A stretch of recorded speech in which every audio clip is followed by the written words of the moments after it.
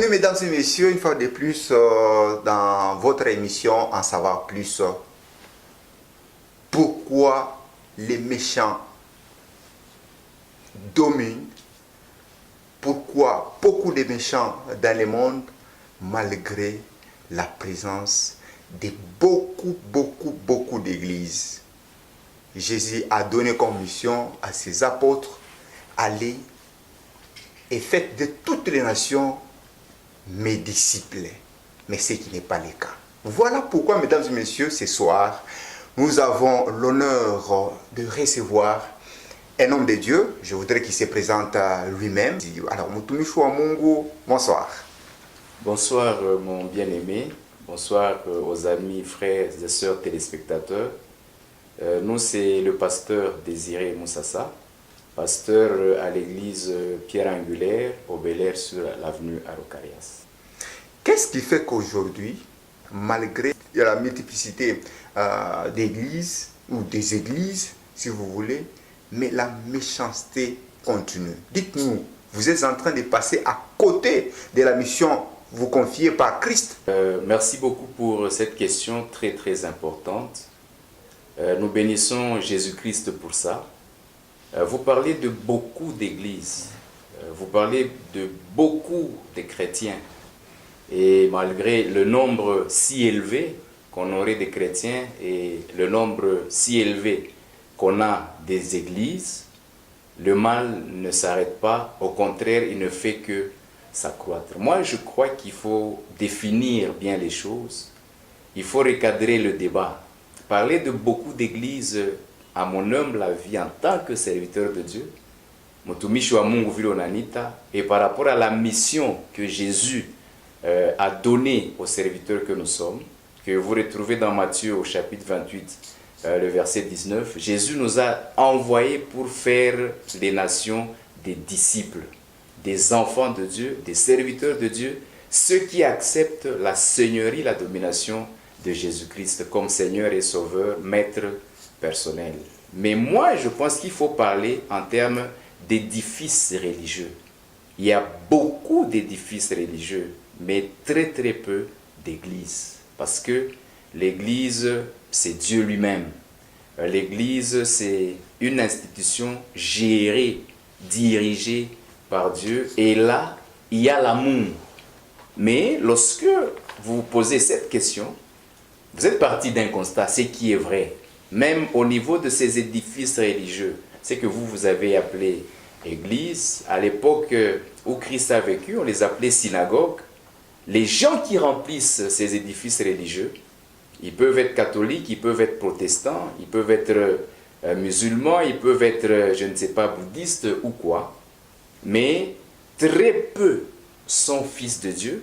Comme c'est dit dans le livre de Jean au chapitre 1er, on dit à tous ceux qui l'ont reçu, la parole a donné le pouvoir de devenir enfants de Dieu, lesquels sont nés non de la volonté de la chair, mais ils sont nés de l'Esprit de Dieu. C'est au fait eux qui devaient être dans l'Église. Et l'Église, c'est au fait ce regroupement des personnes que Dieu a choisi, il les a tirés du monde, il les a mis quelque part pour Dieu.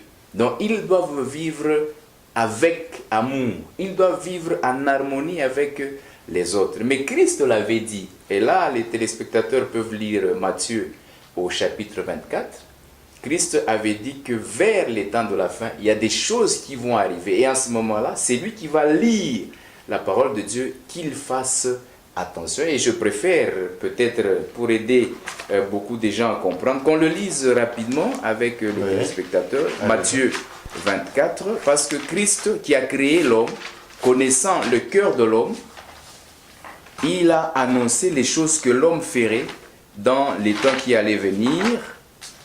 Matthieu 24. Je vais lire, normalement les téléspectateurs peuvent lire tout le chapitre, mais ce qui m'intéresse plus, c'est à partir du verset 8 jusqu'au 15e verset. La Bible dit ceci: tout cela ne sera que le commencement des douleurs. Donc, avant le temps que nous vivons aujourd'hui, il y a eu des événements qui se sont succédés, mais il dit, ce n'est que les commencements des douleurs.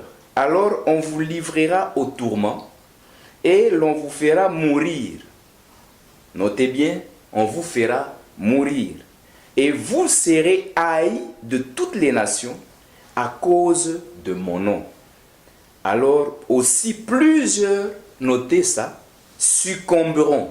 J'ai parlé de la mort et on dit à cause du nom de Jésus, plusieurs succomberont et ils se trahiront, ils se haïront les uns les autres, plusieurs faux prophètes s'élèveront et ils séduiront beaucoup de gens. Et parce que l'iniquité, le mal, le péché, se sera accru, la charité ou l'amour du plus grand nombre se refroidira. Mais celui qui persévérera jusqu'à la fin, il sera sauvé. Cette bonne nouvelle du royaume, notez également, cette bonne nouvelle du royaume sera prêchée dans le monde entier pour servir de témoignage à toutes les nations. Alors viendra la fin. C'est pourquoi, lorsque vous verrez l'abomination de la désolation dont a parlé le prophète Daniel, établi en lieu saint, ici nous sommes en lieu saint, que celui qui lit fasse attention. Donc voyez ce tableau que Jésus a décrit, c'est ce que nous vivons aujourd'hui. Il y en a qui ont déjà succombé. C'est pourquoi il y a un manque d'amour dans ces édifices religieux. Laissez-moi seulement vous couper un peu. Sans peut-être me perdre. Ouais. Oui, continue. Oui, il y en a, selon ce que Jésus avait dit, il y en a plusieurs qui ont déjà succombé. Ils n'ont plus d'amour les uns envers les autres. Au contraire, ils commencent à se haïr. Ils se font du mal. C'est ainsi qu'on vous parle des empoisonnements dans ces édifices religieux. On dit tel pasteur a été empoisonné par tel autre. C'est ainsi qu'on vous dira tel conducteur de chorale a engrossé une sœur de la chorale.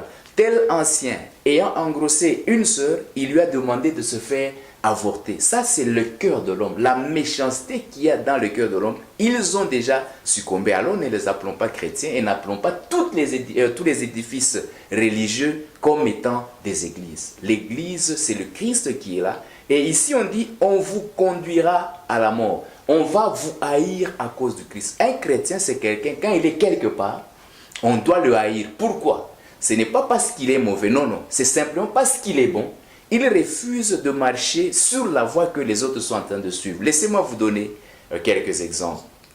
Lorsque vous prenez un conducteur de taxi, vous l'appelez chrétien, il est dans une église, on l'a recommandé chez un patron, on lui donne le véhicule. Il travaille toute la journée. Il prend des gens, il les amène à Kasumbalesa. C'est déjà beaucoup d'argent. Autour de midi, il a le versement. Autour de 14 heures, il a l'argent pour le carburant pour couvrir la journée de demain. Mais à 18h30, quand il va déposer le véhicule chez le patron, il dit non patron, aujourd'hui la PCR m'a dérangé. Et encore la PCR, ce sont des chrétiens aussi comme vous les appellerez.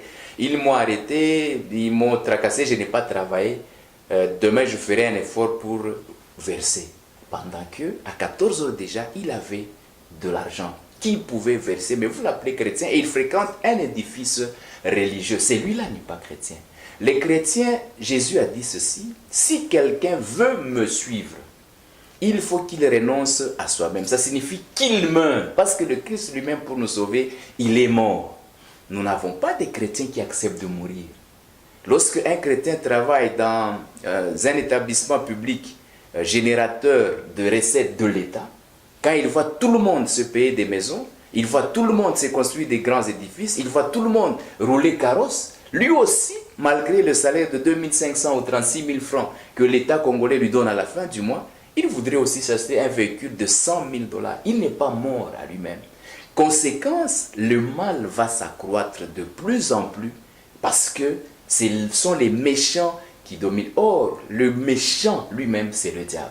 Donc, ceux qui se disent chrétiens, qui remplissent les édifices religieux comme moi je les appelle, parce qu'il y a très peu d'assemblées que nous allons appeler églises, ils ne sont pas enfants de Dieu. Parce qu'un enfant de Dieu a des caractéristiques. D'abord, c'est un être spirituel qui est conduit par l'Esprit de Dieu. Il est différent de l'esprit du monde. L'esprit du monde, c'est, vous pouvez peut-être lire à la maison, deuxième épître de Paul qui écrit à Timothée, le chapitre 3, du 1er verset jusque peut-être au 7e verset, où Paul encore explique à Timothée, il lui dit, vers les temps de la fin, les gens deviendront blasphémateurs, ils deviendront amis de l'argent, ça sera des fanfarons, ils seront méchants, ils feront des choses abominables, ils vont rejeter ce qui est bien, ils vont s'attacher au mal. C'est au fait ce que nous sommes en train de vivre. Et le passage que j'ai donné en Matthieu 24, on a dit, c'est lui qui va tenir, c'est lui qui va vaincre, celui-là il sera sauvé. Ça signifie l'Église rassemble des personnes qui sont sauvées. Et on a dit plusieurs faux prophètes vont s'élever. Lorsque un prophète se lève, il vient, il dit, Monsieur Denis, la souffrance que vous avez dans votre foyer, c'est la maman de votre épouse qui est sorcière. Dites-moi, est-ce que celui-là c'est un prophète? Ou c'est lui-même d'abord un sorcier qui veut diviser votre famille? Et c'est ce genre de serviteurs, entre guillemets, d'église, parce qu'il ne faudrait pas les appeler serviteurs de Dieu, que nous avons dans ces différents édifices religieux, et ils prétendent servir Dieu. Ce n'est pas normal. Il faudrait que nous puissions redéfinir les termes par rapport à la parole de Dieu. Là, vous venez de nous donner une certaine lumière en rapport avec Matthieu 24, Oui. Que tout le monde lit d'ailleurs. Souvent. Même les soi-disant chrétiens. Mais c'est soi-disant faux serviteurs de Dieu. Oui. Mais ils viennent de vous, entre guillemets, qui êtes appelés pères spirituels. Mais s'ils sont mis à la disposition de vos assemblées, de l'Église, de vos fidèles, mais à quel résultat voudrez-vous vous attendre? Vous savez, lorsque vous dites « ils viennent de nous », moi je vous dirais non. Parce que la mission que Jésus nous a donnée, c'est de former les disciples. Un disciple, c'est qui? C'est quelqu'un à qui on donne un enseignement, il accepte cet enseignement, il le suit, il le met en pratique. Et un homme de Dieu, comme moi je le suis, je suis en train de former des disciples. Et je marche avec ces disciples. J'ai le fouet contre tout celui qui va aller à l'encontre des enseignements que nous avons reçus du Christ. Mais ceux-là que vous dites, nous les avons formés, non. Ils se sont autoproclamés. Ils ont été désignés parce que leur grand-père était l'initiateur de cette église. Et ne voulant pas sortir de la tribu, on l'a établi comme représentant légal alors qu'il n'avait pas un appel de Dieu. Donc ce sont des personnes que le monde est en train de produire. Il y en a qui se lèvent un matin, ayant échoué à l'université, ayant échoué dans les affaires, ayant échoué, je ne sais pas, dans le business, il croit qu'il peut devenir pasteur. Or, on ne devient pas pasteur. On est appelé pasteur par Dieu depuis le sein maternel. Mais si quelqu'un se lève ou quelqu'un fait un autre serviteur de Dieu et à qui il doit rendre compte, la conséquence, c'est ce que nous sommes en train de vivre. N'importe qui se fait appeler serviteur de Dieu, mais ce qu'il prêche, c'est autre chose. Mais ce qu'il vit lui-même, c'est autre chose. Et ce qu'il fait faire dans sa communauté, c'est également autre chose. Donc nous ne pouvons pas envoyer et encourager les faux prophètes, les faux docteurs, les faux apôtres, les faux évangélistes, les faux pasteurs dans l'église de Jésus-Christ, parce que le mandat que nous avons, c'est d'avoir des disciples. Et un pasteur tel que moi je suis le premier disciple de notre communauté. Je dois être un exemple. Je dois être un modèle. Cela n'exclut pas que les gens m'accusent. Les gens vont m'accuser, mais Jésus a dit, on vous accusera. On vous traînera même devant les tribunaux. On va vous amener devant les juges, mais qu'on ne vous retrouve pas dans cette accusation. Donc nous sommes des modèles. Et en tant que modèle, nous ne produisons que les modèles. Et on dit, chaque espèce se reproduit selon son espèce. Vous avez parlé des pères spirituels. Les pères spirituels n'existent pas. Nous avons des encadreurs spirituels. Le père spirituel, c'est Jésus et Jésus-Christ seul. Parce que tout ce que vous appelez pères spirituels, ils ne le sont pas. C'est ainsi que ils ne font que vous communiquer le mauvais esprit qu'il y a en eux et vous devenez comme eux. Conséquence, l'Église aujourd'hui est accusée. Vous dites, malgré la multiplicité d'églises, le mal ne fait que s'accroître. Et beaucoup se découragent. Pourquoi? Parce qu'ils ont vu ceux qui se disaient chrétiens. Les chrétiens qui devaient être la lumière du monde, c'est au contraire eux qui deviennent les ténèbres du monde. Ils obstruent même la petite lumière qu'il y avait au milieu des gens lorsqu'ils les ont trouvés. Et ça, ce n'est pas normal. Un modèle reste un modèle. Et un homme de Dieu appelé comme Jérémie, Dieu lui dit, quand tu étais dans le sein maternel, moi je te connaissais et j'étais établi prophète des nations. Jérémie ne peut pas causer. C'est ainsi que vous avez vu, quand vous lisez l'histoire de Jérémie, il a été malmené même par ses proches. Pourquoi? Parce qu'il était de Dieu. Un chrétien doit être haï. C'est comme quand je parle ici. Beaucoup ne vont pas aimer le discours que je tiens. Parce que je le tiens de Dieu, il est biblique et j'explique les choses telles qu'elles doivent être. Ils ne vont pas m'aimer, ils me haïront et ça, je glorifie le Seigneur. Mais quand je parle, je voudrais avoir l'assentiment, l'approbation de ceux qui vont m'écouter.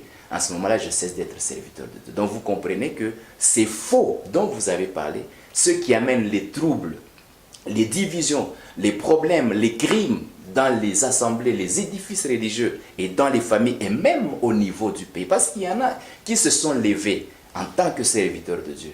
Ils ont dit des choses au chef de l'État. Ils ont dit des choses au ministre que Dieu nous a dit. Mais lorsque Dieu dit, nous voyons que ce que Dieu dit, il le fait. Mais depuis que Dieu leur avait dit, il y a des chefs d'État qui se sont remplacés. Mais ces mêmes hommes d'église, entre guillemets, qui s'appellent hommes de Dieu, ils sont toujours là. On les voit dans les sièges du pouvoir. Ils racontent n'importe quoi. Il y a même des apôtres de l'onction, il y a même des généraux, un pasteur qui devient caporal, un pasteur qui devient colonel, je ne sais pas, de l'Éternel. Il y en a qui deviennent même des banquiers de Dieu. Je ne sais pas si sur cette terre ici, Dieu a une banque et on parle des finances, on parle de l'élévation, on parle de la grandeur, on parle de la puissance, on parle de la promotion, on parle du mariage. Mon frère, même les païens, ils se marient. Même les prostituées, les putes se marient. Et il y a des putes qui se marient à des hommes riches. Il y a des putes qui se marient dans la grande réputation. Pendant que ceux qui sont à l'église, quand ils se marient pauvrement. Et vous allez voir que souvent, ce que vous appelez chrétiens, s'ils doivent se marier, ils écrivent les faire-part. Pour eux, les faire-part, ce n'est pas une information. Les faire-part, ils attendent quelque chose en retour et vous les appelez chrétiens. La prospérité, elle est biblique. Les mariages, bibliques. Parce que Jésus a dit, croyez en moi et croyez en celui qui m'a envoyé. Tout ce que vous aurez besoin, vous les demandez à mon nom et vous obtiendrez. Donc, par là, nous comprenons tout ça, toute la liste que vous venez de donner là, elle est passable. Mais pourquoi vous les condamnez? Gloire à Jésus. La Bible nous dit, tel Jésus a été, tel nous devons être. Et lorsque vous lisez Galates au chapitre 1er, il faudrait que les téléspectateurs prennent le temps, les serviteurs de Dieu qui nous suivent, les chrétiens, les fidèles de différentes assemblées puissent lire ça. Galates chapitre 1er, du premier verset jusqu'au 6e, on nous parle de l'évangile. L'évangile du Christ, l'évangile du salut, c'est l'évangile fondé sur la vérité. C'est l'évangile scellé dans la lumière, c'est l'évangile du Saint-Esprit.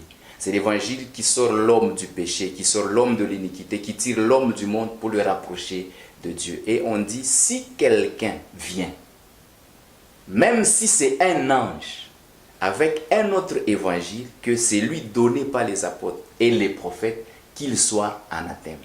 Jésus lui-même, il nous parle, c'est Matthieu qui le dit, je crois que c'est Matthieu au chapitre 6, il dit, cherchez d'abord le royaume de Dieu, tout le reste vous sera donné par surcroît. Pourquoi? Votre Père qui est dans les cieux, il sait que vous en avez besoin.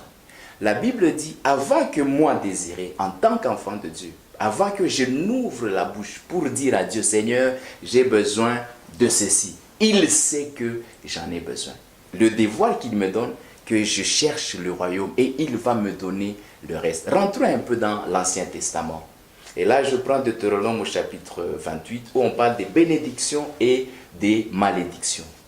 Vous voulez nous dire, nous devons chercher la prospérité, nous devons chercher la bénédiction. Parce que c'est biblique. Parce que c'est biblique, oui. C'est vrai, mais la Bible ne le dit pas en ces termes. La Bible dit ceci, lorsque vous allez écouter la voix de Dieu, lorsque vous allez entendre la parole de Dieu, vous la recevez, vous l'acceptez, vous la méditez, vous travaillez suivant cette parole de Dieu, vous la mettez en pratique. Maintenant, Dieu, il ne va pas vous laisser chercher la bénédiction. Il va ordonner, allez, bénédiction, allez, va prendre mon fils Denis, il a besoin de toi. C'est Dieu qui ordonne.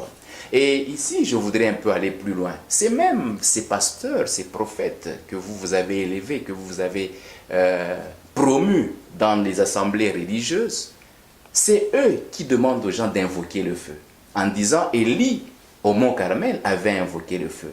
La Bible ne l'a jamais dit, quelle que soit la version que vous allez prendre. Élie, serviteur de l'Éternel, n'avait jamais invoqué. Mais la Bible... Le buisson ardent, ce n'est pas Moïse qui l'avait allumé, c'est Dieu qui l'avait allumé. Moïse a découvert. Ça signifie quoi? Laissons Dieu être appelé Dieu, et lui qui nous a laissé la parole, que nous puissions enseigner la parole de Dieu. Vous savez pourquoi il y a trop de problèmes? On vous a parlé de la bénédiction. Le buisson ardent, qui l'avait invoqué? Personne ne l'avait invoqué. Ouais. C'est Dieu qui l'avait allumé parce qu'il voulait parler à Moïse. Il voudrait donner la certitude à Moïse que c'est lui le Dieu de l'impossible qu'il appelait. Et il dit, quand tu t'approches, enlève tes sandales, parce que le lieu où tu t'approches, c'est un lieu saint. Et Moïse a enlevé ses sandales. Mais aujourd'hui, mon frère, bien-aimé, vous qui me suivez, combien de serviteurs de Dieu acceptent d'enlever leurs sandales? Dieu a dit à Moïse, ôte tes chaussures. Parce que l'endroit où tu entres, c'est un lieu saint. Combien acceptent d'enlever leurs chaussures? C'est symbolique seulement. Non, ce n'est pas symbolique. Entrons dans Éphésiens. Lisez Éphésiens au chapitre 6. Lisez Éphésiens dans le chapitre 4. On nous dit, ayez comme chaussure à vos pieds le zèle que donne l'évangile du salut. Combien enlèvent leurs chaussures pour prendre les chaussures d'annoncer l'évangile? Combien? C'est ça le drame que nous avons à l'église. Donc il faudrait que nous puissions revenir. Élie n'a pas invoqué le feu, mais Dieu, sachant que son serviteur était en danger, Dieu sachant que son serviteur devrait être honoré ce jour-là, la Bible dit, quand Élie a parlé à Dieu, Dieu a fait descendre le feu. Donc il y a trop de mensonges parce que vous élevez certaines personnes qui ne devraient pas être dans nos assemblées chrétiennes, qui ne devaient pas tenir les églises. Papa, ce n'est pas parce que moi je suis pasteur que nécessairement mon fils doit me remplacer à ma place de pasteur. Non, c'est moi que Dieu a appelé. Il faut qu'on découvre l'appel qu'il y a dans le fils. Peut-être qu'il est un musicien, peut-être qu'il est un chanteur, peut-être c'est quelqu'un qui est appelé juste à arranger les chaises dans l'église. Qu'on lui donne ce que nous devenons aujourd'hui comme des politiciens. Ce n'est pas ça l'église. Nous ne devons pas nous copier le monde, nous devons donner le modèle au monde. Donc, il n'y a pas multiplicité d'églises. S'il y avait multiplicité d'églises, et là, je vais lire avec vous, vous permettez, Proverbe 29, pour vous montrer qu'il n'y a pas multiplicité d'églises, il y a beaucoup d'édifices religieux et, permettez que je le dise, il y a des maisons de business, ne les appelez pas églises, parce que ce sont des kiosques, ce sont des alimentations, où seul le pasteur et sa femme sont habilités à gérer les dîmes, à gérer les offrandes, à recevoir les actions de grâce. Alors, Proverbe 29, parce que dans un édifice religieux, tout peut se passer. Il y a le bouddhisme, il y a le hindouisme, il y a l'animisme, il y a le catholicisme, il y a le pentecôtisme, il y a le kimbanguisme. Ça, ce sont des édifices religieux. Mais maintenant, écoutez, un homme qui mérite d'être repris et qui raidit le coup sera brisé subitement et sans remède. Donc, nous avons beaucoup d'hommes dans ces assemblées-là qui ont le cou raide. Ils ne veulent pas qu'on les ramène à la vérité. Ils ne veulent pas qu'on leur dise ce que Dieu veut. Et on dit, il sera brisé, il n'y aura pas de remède. Donc tout ce qui se passe ici, c'est à cause de la méchanceté qu'il y a dans le cœur. Et on dit, quand les justes vont se multiplier, donc les églises de Dieu, les églises de Jésus-Christ, quand elles vont se multiplier, le peuple sera dans la joie. Est-ce c'est le cas sur le terrain? Non, ce n'est pas le cas. Donc c'est ainsi que je parle des maisons de business. Et je parle des terrasses évangéliques où quelqu'un qui n'a rien à faire, il se dit, ah, aujourd'hui il y a culte, je vais aller prendre un petit verre comme ça va me rafraîchir. Il va juste écouter le sermon. Quand il sort, vous lui dites, ah, comment c'était le culte? Ah, aujourd'hui nous avons un très bon culte. Mais on a parlé de quoi? Il commence à se gratter la tête. Ah, le pasteur, ah, on a lu quel verset? Il dit, on a lu. Il ne sait même pas. Donc, voilà les terrasses évangéliques. Quelqu'un qui arrive, il ne sait pas ce à quoi s'entendre. Si ces églises étaient des églises de Jésus-Christ, le mal n'allait pas partir comme nous le voyons aujourd'hui. Écoutez, vous êtes journaliste. Essayez de travailler un peu avec les médecins, qu'on vous donne les statistiques des jeunes filles d'environ 12 à 18 ans qui meurent par tentative d'avortement. 12 à 18 ans. Et presque toutes ces jeunes filles sont membres d'une assemblée religieuse. Ici, je n'aime pas parler d'assemblée chrétienne, parce que quand vous parlez de chrétien, c'est le Christ que vous engagez. Comment elles, 12, 18 ans, nous supposons qu'elles ne sont pas encore mariées, nous supposons qu'elles ne peuvent pas concevoir, mais comment elles meurent par tentative d'avortement? Et ce sont celles-là. Ce n'est pas un problème de l'église, c'est un problème des parents, d'éducation des bases. Ce sont celles-là qui sont dans nos assemblées, qui chantent pour Dieu. Ce sont celles-là qui sont dans nos assemblées. Malheureusement, au lieu qu'on prenne les diacres, qu'on leur donne le protocole, c'est à ces jeunes filles-là, séductrices, pour faire tomber les hommes de Dieu, qu'on donne le travail de protocole. Donc, il y a multiplicité d'édifices religieux, il n'y a pas multiplicité d'églises, parce que l'église, ce sont les justes. S'il y a plein de justes, le mal va s'arrêter. Vous savez que beaucoup de gens ont cessé d'aller dans les assemblées parce qu'ils ont été déçus par ceux qui dirigent les églises. Ils ont été déçus par le comportement des frères qui se disent... Vous savez, un frère chrétien ou une sœur chrétienne, quand il est dans une parcelle où il y a beaucoup de gens, même si les autres ne se donnent pas les choses, c'est elle qui doit normalement, quand on lui demande du sel, elle donne. Mais on connaît des femmes chrétiennes, femmes de pasteurs, filles de pasteurs. Quand vous allez chez eux, vous dites non, tout ça dit que tout chouvi, tout loco. Et quand elle rentre dans la maison, elle dit moi, mon elle est chrétienne. Non, elle n'est pas chrétienne. Malheureusement, ce sont les tristes vérités que nous connaissons. Quel est le mot d'encouragement, pasteur, que vous pouvez adresser à celui qui s'était senti découragé par un certain comportement de certains, entre guillemets, hommes de Dieu qui prêchent autre chose, mais en réalité font autre chose? Quel est ce message qui peut vraiment lui redonner confiance? Le premier message qui doit lui redonner confiance, doit d'abord savoir que ce n'est pas l'homme qui est devant lui qui le sauve, c'est le Christ, c'est Jésus-Christ qui le sauve et qui a donné sa vie pour lui. Et en tant qu'humain, ils doivent savoir que partout où il y a un regroupement d'hommes, les problèmes ne manquent pas. Mais néanmoins, je conseille aux frères et aux sœurs qui ont été déçus, si vous trouvez que vous avez un berger qui vous enseigne autre chose, il lit la parole de Dieu telle qu'elle est, il vous l'explique, mais dans la vie courante, il vit autre chose, c'est un bandit spirituel. Quittez cette assemblée, demandez à Dieu de vous guider. Alors à ceux qui ont perdu la foi parce qu'ils ont été découragés, Jésus a dit, prenez courage, moi j'ai vaincu le monde. Qu'ils se confient en Dieu. Si les hommes les déçoivent, Jésus ne peut jamais les décevoir. Qu'ils reprennent courage parce que Dieu, lui, il vit.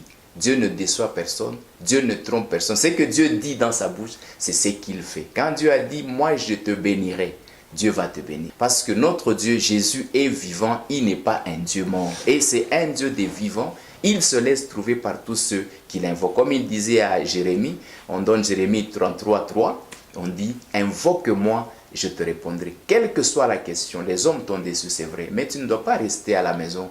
Il faut chercher une assemblée chrétienne, une assemblée de Dieu, où la parole de Dieu est prêchée, où les cantiques, les chants, là aussi c'est un problème.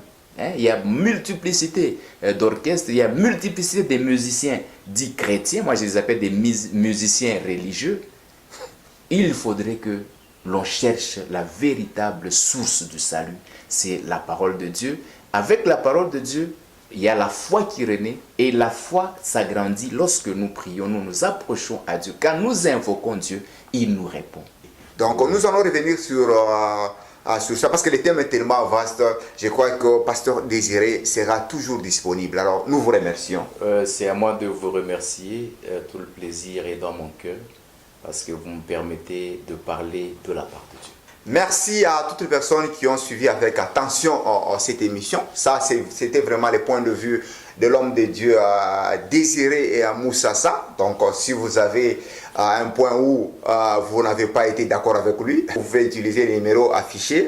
Merci à vous et le prochain numéro, c'est dans le prochain jour. Merci.